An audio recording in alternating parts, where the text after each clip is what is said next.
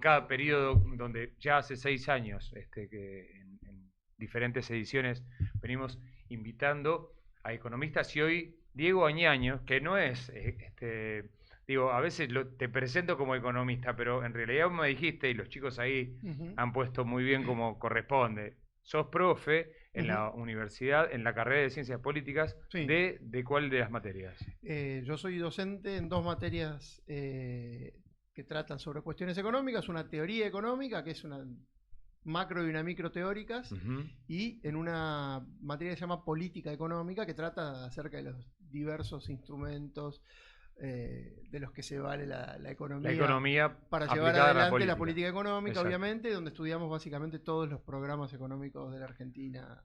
Es súper interesante las materias. Sí. Digo, los politólogos, Sí.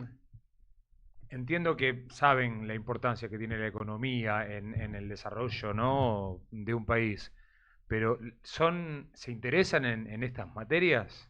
Tempranamente no. Tempranamente no. No, nos lo Vienen lo solemos otro, encontrar claro. en los pasillos después de que se graduaron y qué sé yo, y vienen y nos dicen, che, ¿por qué no volvemos a hacer un seminario? Porque hay algunas cosas que nos gustaría repasar y rever. A ver, esta diferenciación entre política y economía es absolutamente artificial, ¿no? Si uno mira la realidad es todo un gran mashup, digamos, Sí, donde las cosas están porque están muy vinculadas. todas juntas. Y la idea de separar la economía de la política es una cosa bastante reciente. Históricamente, y el origen también de la disciplina está ligado íntimamente con la cuestión política, porque aparte son indisolublemente hermanas. Tal cual. Entonces es imposible entender la economía si uno no entiende la política, y viceversa, entender la política si uno no entiende la economía. Así que de a poco, a medida que van avanzando en la carrera, se van enterando muchos que está bueno incorporar por lo menos algunas herramientas teóricas y de análisis, ¿no? Bueno, hoy tenemos a un economista, un purista de la economía como presidente. Sí. Más allá de su mirada ideológica, obviamente hay gente que está de acuerdo, hay gente que está de acuerdo parcialmente, y hay gente que está totalmente en desacuerdo de las políticas económicas que está aplicando. Hoy entiendo y sabemos, se está aplicando un programa para estabilizar la macro, descuidando la micro. Se está aplicando un programa que descuida ambas. Que descuida ambas. Sí, es un programa que en realidad, bajo esta idea de custodiar la macro y tener algunas variables alineadas, se deja de lado un conjunto de otras variables. Digo, a ver, el planteo en general de algunas líneas, como la de Milei y otras similares, digo, porque teóricamente Milei es un bicho raro. No es un liberal clásico. No nos vamos a poner acá a dar una clase de lo que es la escuela austríaca, pero no es exactamente, es más, es un tipo que tiene profundas críticas hacia la teoría neoliberal, hacia la síntesis neoclásica, hacia la síntesis post-keynesiana. Es un bicho raro en lo teórico. Lo que pasa es que nadie está de acuerdo, ni en contra de Milei en lo teórico, porque básicamente no lo entienden. Esta es la cuestión. Sí están de acuerdo con el personaje, la motosierra, la licuadora y todas estas cuestiones. A ver, el Milei Palusa del otro día. El Milei Palusa, bueno, eso trae, entiendo, a un segmento. Lo tiene cautivado el segmento, es increíble. Sí, friki, nerd, rari, ¿no? Es una cosa rara que, a ver, tampoco creo que sea un público homogéneo. No. En ese público hay algunos chicos jóvenes que están muy atraídos por la cuestión y el discurso de la libertad, de avanzar, de generar un conjunto de pensamientos nuevos, que nada tienen de nuevo, pues son viejísimos. Digo, cuando uno mira los orígenes, están bien anclados en el siglo XIX, ni siquiera en el siglo XX. Y hay también una expresión muy fuerte de odio, de resistencia, de rechazo a todo lo que significó el peronismo en algún punto, que en la Argentina sabemos que ese por lo menos es un 38% ese. ¿Por qué? Porque me estoy remitiendo al 38% de las elecciones del 73, cuando Perón fue candidato. Por lo menos es un 38%, y de ahí para arriba empecé a contar. Y hay otras expresiones, como vos decís, más frikis, más extrañas, de gente que verdaderamente no entiende nada, donde uno percibe algunos niveles de deforestación mental preocupantes. Claro. Y es todo eso. Ahora, Atraídos por el personaje. sí, ahora bien, si vos mirás en espejo, vos te podés encontrar de los dos lados cosas parecidas, ¿no? Algún grupo de deforestados mentales, algún grupo de odiadores seriales, algún grupo de entusiastas. Lo que no es posible encontrar dentro de este movimiento, sí, por ahí es gente con un anclaje mucho más profundo en la historia de los movimientos sociales y políticos, porque claro, una cosa muy pero muy reciente, que por eso sí lo va a tener el peronismo y lo va a tener el radicalismo mucho más enraizado. Es como antipolítica, ¿no? Porque, Sí. bueno, en su discurso está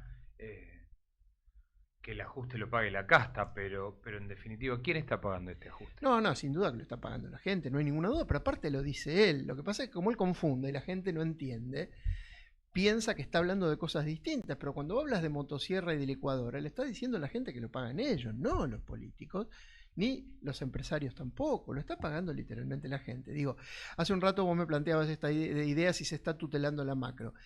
Eh, Buena parte de este pensamiento tiene como única variable relevante para pensar la estabilidad de una economía la estabilidad de precios. Sí, la inflación, frenar la inflación, ¿no? A costa de cualquier cosa. Como si la estabilidad de precios fuera la única variable macroeconómica o estabilidad macroeconómica relevante. Hay muchas otras en la macro. Tenés que pensar en el empleo, tenés que pensar en la pobreza, tenés que pensar en la producción.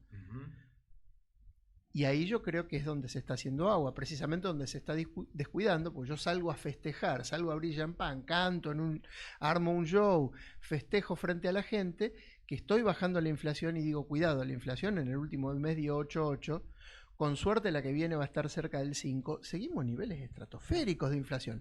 Yo creo que en función de lo que se está haciendo la inflación tendría que ser mucho más baja todavía, por la brutalidad, la crueldad y la obscenidad del ajuste. Sí, puede ser por las variables que tienen que ver con la quita de subsidios a todo, al transporte, a los servicios, que ha influido seguramente en el ratio de inflación. Sí, a ver, la cuestión es esta. Hoy se está utilizando la recesión como un matafuego, Sí. ¿no? La recesión me mata la inflación, yo freno la actividad. Frenar la actividad significa que hay empresas que cierran, que hay gente que se queda sin trabajo, que baja el poder adquisitivo de los consumidores, que le bajo los salarios a los jubilados. Entonces, mi matafuego para la inflación es planchar la actividad, meter una recesión gigantesca como... siempre recuerdo una pintada que había en la Facultad de Humanidades y Artes que decía, los romanos hacen un desierto y le llaman paz, ¿no? Y esto es algo parecido.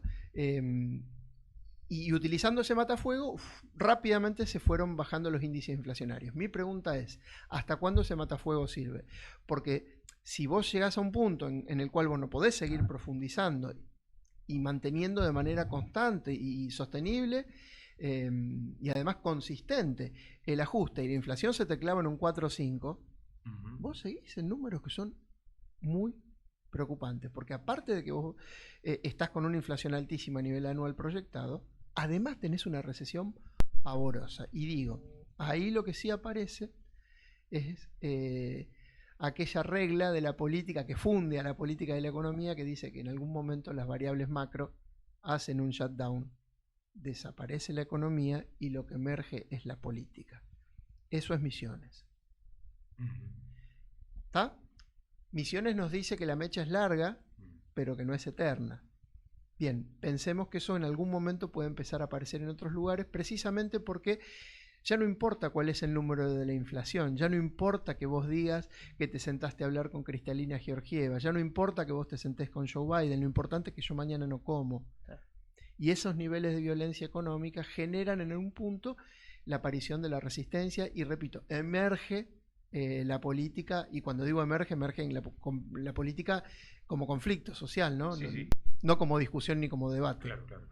Diego, este matafuego que está utilizando el gobierno y más, ¿cómo está afectando a las universidades públicas? ¿Cómo vos notás por ahí a los alumnos? Si hay alguna deserción por ahí en la educación, ¿cómo está afectando principalmente? Bien, esos son procesos que son un poquito más largos, que cuesta que impacten porque esos deterioros a veces son un poquito más lentos, particularmente porque la gente que accede a la universidad en general es gente de un estrato social, esto hay que decirlo, un poquito más acomodado. Entonces se tarda en ver ese efecto. Lo que sí te puedo decir es que claramente que el gobierno haya aceptado hacer una extensión de presupuesto del 270%, sin que se le mueva un pelo, después de una marcha de discusiones, quiere decir que veníamos muy, pero muy atrasados. Ahora bien, ese 270% solamente afecta el 10% de los gastos de la universidad.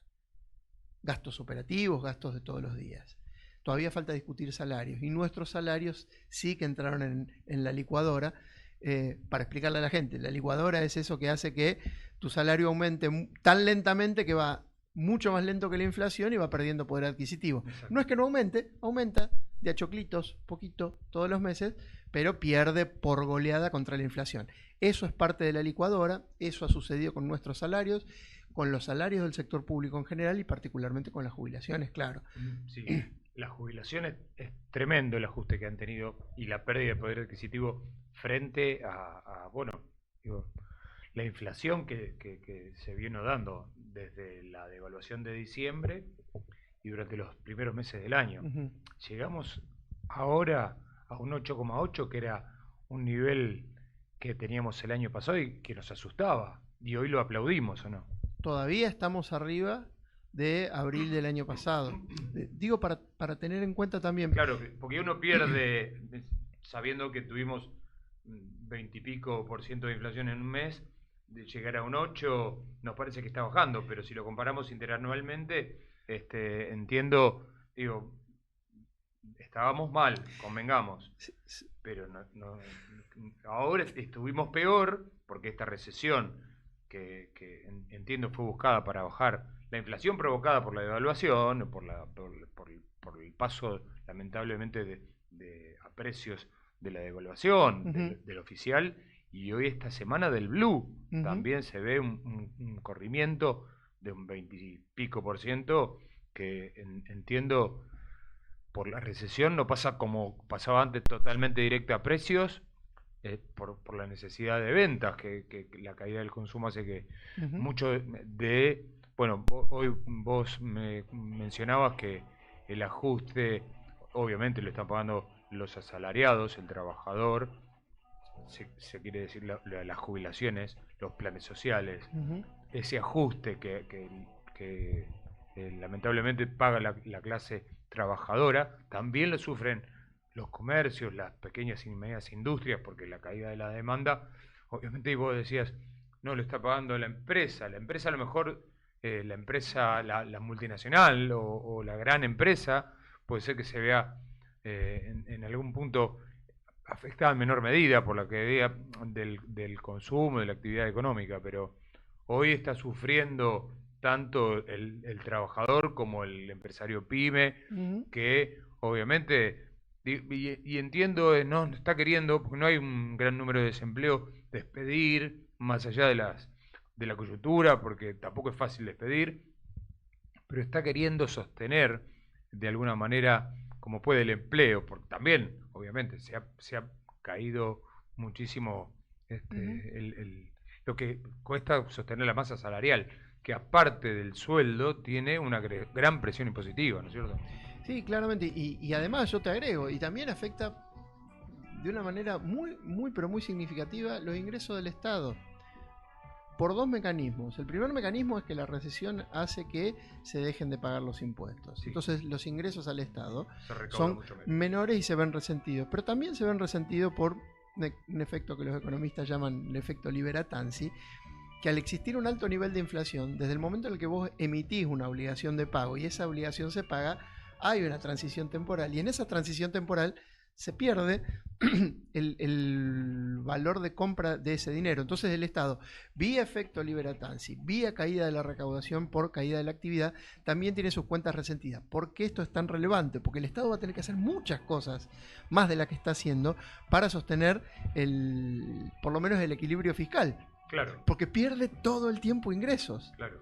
Además, digo, no basta con la motosierra, que es la claro, otra pata del plan. El tiro le sale para adelante, pero también sale por la culata. También el tiro viene para atrás, entonces hay que tener mucho cuidado con eso. Vos decías que por ahí nos sentimos muy mal con lo que pasó con el 25 de diciembre, el 25% de diciembre, sí, y demás. Siempre les cuento a mis alumnos el mismo cuentito, muy cortito, no sé si tenemos tiempo, pero sí, muy corto. Había un señor en la India que tenía muchos problemas en su casa, que se estaba peleando con su mujer, con sus hijos, que era un desastre, iba a hablar con el sabio de la tribu y dice: me estoy por separar, mi hijo me odia, mi casa es un desastre, vivimos en una habitación de 5x5, ¿qué puedo hacer para salvar mi familia? Dice, ¿tenés una vaca? Sí. Ponela dentro de tu casa y vení en una semana. Tipo, mete la vaca en la casa y vuelve a la semana y le dice, ¿y cómo te fue? No, es un desastre. Si antes me odian más, me quieren echar, mi mujer se pelea con mi hijo, ahora mi vida es un infierno, pero 10 veces más grande del que era la semana anterior. ¿Qué puedo hacer? Saca la vaca de la casa y volver en una semana. Y a la semana vuelve y dice, ¿cómo están las cosas? Maravillosas. Maravillosa. Y a nosotros nos hicieron eso. Siempre se puede estar peor. Claro. Sí. A pesar de que los argentinos siempre tienen la idea de que peor que esto no vamos a estar. Sí. Entonces, nos metieron la vaca dentro de la habitación, nos volvieron locos. En algún punto, supongo yo, que si el gobierno quiere evitar que la mecha de emisiones se replique en otros lugares del país, va a tener que empezar a aflojar un poco el lazo. Cuando afloje un poquito el lazo, se le van a juntar los dos efectos, porque va a aumentar su gasto y por otro lado se le va a ir cayendo la recaudación y de nuevo va a empezar a tener problemas de equilibrio fiscal. No es que a mí me preocupe, yo creo que no es grave un desequilibrio fiscal de 3, 4, 5 puntos del PBI, estamos tranquilos, esto es la Argentina, y en cualquier lugar del mundo, digo, en Estados Unidos o la Comunidad Europea tienen eso, 3,5, 4, 5% de déficit y a nadie se le vuela la peluca. Sin embargo, creo que el gobierno ahí está como yo creo que hoy en una gran disyuntiva, por eso creo que el presidente también se plantea lo que dijo el otro día, ¿no? Pase lo que pase con la ley base, después rearmamos gabinete. Mi idea, que cuando empezás a tocar gabinete, cuando tocas caras y no tocas programa, son las primeras señales del fin, pero bueno, me puedo equivocar. Bueno, todos esperamos que a Milei le vaya bien, ¿no? De alguna manera estamos en el medio del océano y con el barco... Yo te corrijo, yo quiero que le vaya bien a la Argentina, siempre, porque cuando me han dicho yo quiero que a Alberto le vaya bien, yo quiero que a Macri le vaya bien, no, yo quiero que le vaya bien a la Argentina. Si a la Argentina le va bien, a Milei le va a ir bárbaro. Claro, primero la Argentina. A él le va a ir bien, va a ser reelecto, va a tener 8 años, va a poder hacer un montón de cosas aquí. Pero primero que le vaya bien al país, y ahí sí, como consecuencia, a lo mejor le vaya bien. Pero si ponemos que yo no quiero que le vaya primero bien a él, porque él está contento, él está festejando ahora, y nosotros tenemos un despelote aguas abajo que no podemos vivir. Y que le vaya bien al interior, porque también estas políticas está tomando como de rehén a las provincias. Un caso más ejemplar es el de Misiones, por ejemplo. Y es como el gobierno nacional está tomando las provincias y las aprieta y le dice al gobernador, ustedes tienen que ajustar y demás, pero estamos todavía las provincias y el interior manteniendo el Gran Buenos Aires. Sí. Bueno, eso, la quita de subsidios eso es una locura. No, bueno, acaba de ocurrir con el transporte. Y federales. Acaba de ocurrir con el transporte. Mientras nosotros nos bajan los subsidios, se los suben el 50% al AMBA. Tuvimos el problema ahora que hablamos de las universidades hace un rato, que se arregla primero con la UBA, como si la UBA formara parte de un sistema universitario intraplanetario y no formara parte del CIN, que es el Consejo Interuniversitario Nacional. Pero Misiones, ¿por qué para mí es un punto a tener en cuenta? Porque Pasalacqua fue un tipo que del primer día alineó con Milei. Y es una provincia que ha sido de las más beneficiadas a raíz de ese alineamiento, de las más beneficiadas en términos de coparticipación. Y aún así no alcanzó. Por eso digo que un testigo importante, por eso el gobierno está muy preocupado con lo que pasa en Misiones, porque en algún punto puede ser que eso también termine prendiendo fueguitos en otros lugares, y para eso sí, yo creo que este gobierno no está preparado bajo ningún punto de vista. Yo espero que no ocurra, que no haya conflicto social, porque estamos en un momento de la historia argentina donde nadie lo puede gestionar. Y conflicto social sin gestión política es una combinación que prefiero no tenerla. Sí, porque, bueno... No queremos que sea por represión, que no queremos que sea por política de la buena. Sí.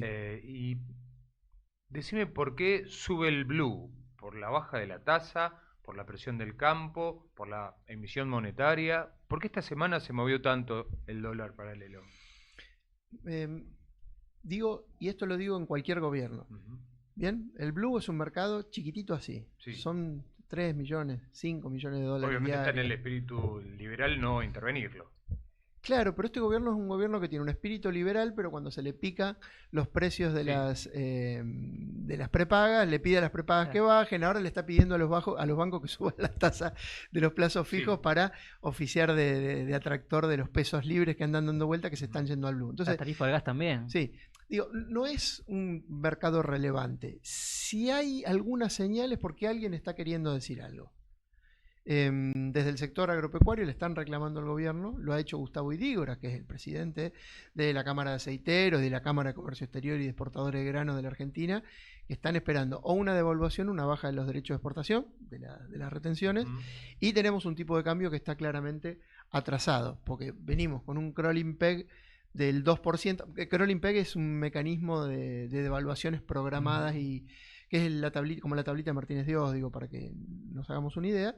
Un crawling peg del 2% contra una inflación 2% mensual contra una infla que viene corriendo a una velocidad inusitada. Entonces, ahí hay un atraso cambiario claro. La respuesta de Milei es preocupante, porque Milei dijo no hay ningún tipo de atraso cambiario. Yo no voy a generar competitividad vía devaluación, yo quiero que seamos más productivos sin devaluar. Pero no vienen las señales al sector productivo. No vienen las señales, lo que está pensando obviamente es una flexibilización laboral brutal, porque la única manera que nosotros tenemos de hacernos más competitivos es bajando salarios y flexibilizando condiciones de trabajo. No hay otra. Entiendo que la baja de los salarios, que no es lo que más preocupa al sector pyme, obviamente con buenos salarios hay mayor consumo, eso hay que entenderlo, ¿no? Porque si recupera el poder adquisitivo el abuelo que cobra la jubilación, el trabajador, el asalariado, hay consumo interno, es una señal para el consumo interno y para el mercado interno y para la micro. Entiendo que la quita de la presión, porque hoy tenemos un invitado que va a salir aquí en Panorámica, es Alejandro Bestani, que es presidente del Movimiento Nacional Pymes, que está pidiendo una quita de la presión impositiva sobre todo el trabajo, ¿no? Creo que es el impuesto al trabajo, en definitiva, porque si yo pago 800.000 pesos, a mí me sale 1,5 millones el trabajador asalariado. Y esa presión de arriba de un 60%, la paga en definitiva, y sin de financiar la caja. Hay una propuesta de los movimientos de empresarios pymes que quieren que le saquen la pata de encima, no para cercenar derechos de los trabajadores, ni quitar poder de compra al salario, que en definitiva es el trabajador el que viene a comprar producción argentina al comercio y hace que se mueva la rueda, sino sacarle la pata de encima a las pymes y sacarle la industria del juicio, que sabés, detrás de eso hay un negocio millonario que no le llega tampoco a los trabajadores. Hay un gran negocio detrás de la industria del juicio que pone en jaque y al borde de la quiebra cualquier comercio. Y entiendo, sí, por eso hay que tener cuidado de decir que esta flexibilización, modernización laboral, que no afecte principalmente el derecho del trabajador, pero que le saque un poco de la pata de encima a las pymes para que se genere nuevo empleo y darle señales al mercado interno, justamente recomponiendo el salario, es como que, entiendo yo, tienen que empujar la microeconomía para que empiece a mover la rueda, ¿no es cierto? Sí, no creo que sea con los principios que está llevando adelante este gobierno, particularmente digo por lo que yo te planteaba recién, lo que está planteando es hacernos competitivos sin devaluar. Eso significa que de alguna manera nosotros vamos a hacerle pagar el costo de la competitividad del trabajador y al tejido productivo. Esta es un poquito la idea, o sea, lo que nos está diciendo, ustedes en realidad no sirven, no son competitivos, háganse competitivos. ¿Cómo me hago competitivo? ¿Cómo compito con el sudeste asiático? Tengo que bajar costos. Imposible. Tengo que pagar salario chino. ¿No? Entonces, bueno, me parece que esa es un poco la propuesta. Yo creo que hay en realidad una masa de problemas muy grande para resolver, que vivimos como en una eterna coyuntura resolviendo urgencias. El problema que tenemos nosotros ahí particularmente es que tenemos un sistema previsional que está implotado o implosionado. Porque la mitad de los trabajadores están en situación de informalidad. Sí. O tiene algún grado de vulneración de derecho de trabajo. Sí, obvio. Entonces, eso te desfinancia de por sí ya las cajas previsionales. Tal cual. Si esos trabajadores estuvieran integrados a la estructura formal, probablemente hay algunos impuestos que podrían bajar y se podrían canalizar hacia otro Sí, lado. sí, Ahora, sí. yo de algo estoy Sí, sí, es seguro. como el huevo y la gallina, ¿no? Sí, sí, yo de algo sí estoy seguro. Si una baja presión impositiva, si salarios bajos y un mercado de trabajo flexibilizado fueran el núcleo duro que garantiza la inversión, Guatemala, Honduras, El Salvador, Belice, toda el África subsahariana serían las mecas de la inversión. Porque en esos lugares los salarios son de hambre, Sí, sí, la legislación laboral es flexible. absolutamente flexible y no hay ningún tipo de presión impositiva porque los estados no tienen la capacidad extractiva de presionar sobre los ciudadanos. Ahora, nadie quiere invertir en esos lugares Claro, claro, no hay inversión porque privada. son pobres. Casualmente en los países donde los niveles de inversión son más altos, los salarios de los trabajadores son altos, los Sí, impuestos son altos, pero bueno, obviamente que esto tiene que venir en un combo. Lo que decís vos también hoy es cierto, hay ciertos niveles aparte de desorden impositivo, me parece más que sí, sí, sí. de tamaño, Multiplicidad generan la de idea impuestos. de que si yo tengo que producir, viste, tengo que hacer una suerte de milagro, porque es una ingeniería tremendamente compleja para garantizar que yo pueda, además de que estoy dando laburo y de que estoy contratando gente y de que estoy gastando y que la mía está acá adentro, Ujú. no me la estoy llevando afuera, Sí, digo, sí. genere ese milagro de poder producir todos los días. Y eso es cierto también. Hay muchas cosas muy importantes que creo yo hoy nos están encarando y estamos yendo por ciertas búsquedas estéticas, como la del déficit fiscal, por ejemplo, o el equilibrio fiscal y la estabilidad de precios, que son los objetivos centrales del programa de Milei, pero que no resuelven ninguno de los problemas de fondo que nosotros tenemos que resolver. Y creo que ahí está el problema. Eh, Achicar el Estado, o por lo menos el gasto público, eh, ¿era algo que se tenía que debatir? Eh, yo acepto esa discusión. Ujú. Yo creo que es una discusión que nos la podemos plantear. Lo que tenemos que definir de manera inteligente y racional también es qué significa achicar, qué es lo que vamos a achicar. Porque si vos me decís vamos a eficientizar el Estado, bien. Ahora, si vos lo que me estás pidiendo es echar gente, porque este Estado no se eficientiza. Ujú. Este Estado se achica. Sigue siendo burocrático, sigue Y a mí un siendo... Estado más chico no me sirve. A mí lo que me sirve es un Estado mejor. Casualmente esta semana estuvimos leyendo con nuestros alumnos un texto viejo, dicen ellos, claro, porque es del año 94, de un economista que se llama Peter Evans, que se llama El Estado como problema y como solución. Y cuando hace el diagnóstico, dice, todos los países que hoy son países ricos y los países de industrialización reciente, y hay, digo, de la cola de Japón, Corea, Malasia y demás, han tenido estados muy fuertes con capacidad de programación y de planificación. Hay otro libro muy interesante que yo sí recomiendo a los que lo puedan leer y buscar, de una economista ítalo-norteamericana que se llama Mariana Mazzucato, que se llama El Estado Emprendedor, Ujú. donde da las razones por las cuales la inversión estatal y la intervención del Estado es muy importante. Ahora, si vos me decís, yo quiero ñoqui, no, no quiero ñoqui. Claro, Yo quiero sobreprecio en las obras públicas, no, bajo ningún punto de vista. claro. Pero yo quiero un Estado fuerte, que Ujú. conduzca, que dirija, porque a mí el mercado no me garantiza nada. El Estado lo puede hacer bien o lo puede hacer mal. El mercado lo va a hacer siempre mal. Eso está claro para todos nosotros. Entonces, yo tengo que apostar a lo que creo que en algún punto lo tiene que hacer bien. ¿Quién es capaz de hacerlo? Bueno, ya es una pregunta para ángeles, no para seres humanos. Pero yo creo que el Estado debería hacerlo. Bueno, esto es súper interesante su punto de vista. Sí, a ver, esta idea de achicar el Estado y no eficientizarlo Claro. es una locura realmente. Claro, sí, sí, Porque sí. si vos estás generando un Estado más chico, estás generando también más problemas para esos mismos empleados que van a tener o más tareas o más cuestión. Entonces ahí vamos a tener también la cuestión de la burocracia que se va a volver a complicar. Y siempre vamos a tener soluciones como están generando por ahora muchos municipios que ante toda esta problemática de la crisis y demás están generando tasas realmente Sí, sí, sí, para financiarse. extraordinarias para financiar el municipio Sí. Ujú. para poder seguir prestando servicios, cuando la recaudación está siendo muy baja. Por eso es necesario un Estado eficiente y un Estado presente. Absolutamente, pues aparte, digo, esto es un combo del cual es imposible, por lo menos en términos históricos, pensarlo de otro modo. La idea de que el capitalismo es Estado. El capitalismo ha sido el tractor principal, el Estado ha sido el tractor principal en todos los estados Sí, modernos. sí, sí. Generan gran parte del PBI los estados. Sí, sí, pero aparte son los tractores, son los que ordenan en Sí, sí, función la obra pública. de una lógica distinta de la lógica del beneficio individual y de la maximización individual de las ganancias.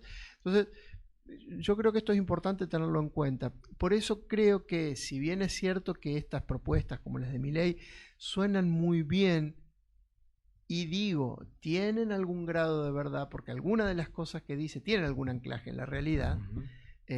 porque, como decía Borges, ¿no? Para que la mentira funcione tiene que ser verosímil. Ujú. Si yo te digo que mido 1,75 m, yo mido 1,73 m, 72. Si te digo que mido 1,75 m, vos me mirás y decís, el gordo me puede estar Bueno, mintiendo. te creo. A ver qué zapatilla se puso. Si Claro. te digo que mido 2,16 m, vos sabés que te estoy mintiendo. Claro. Entonces, en las falacias hay alguna cosita, De verosimilidad. hay algo de verdad y sobre esa pequeña verdad se monta después un argumento que sí es falaz Ujú. y que sí es engañoso. Me parece que es lo que suele ocurrir con este tipo de propuestas, que son tan atractivas en términos, digamos, visuales, Discursivos, sí, mediáticos sí. y cosméticas, pero en el fondo son muy, pero muy peligrosas. Gracias, Diego. No, gracias, un gusto La como verdad siempre. que está bueno escuchar y han pasado por acá, por Panorámica, economistas que tienen diferentes puntos de vista. Ujú. Creo que de cada uno tiene que sacar, y está bueno, ¿no? Mirar diferentes actores. Digo, yo miro C5, miro TN, me informo por Clarín, o me informo por Página 12, o el que, digo, trato de tener toda la información para en definitiva sacar mi propia conclusión, ¿no es cierto? Totalmente, porque Así hay que hacer. en realidad las verdades colectivas se construyen colectivamente. También todos tenemos algo para Bueno, decir y es algo, valioso. y algo de esto tiene que ver la política. La política es el arte de tratar de negociar, de la negociación y de llegar a buen puerto de una manera común. Exactamente, por ahí vamos. Dale, gracias, querido. No, gracias a ustedes. Diego Añaños pasó por Panorámica, la voz de las pymes.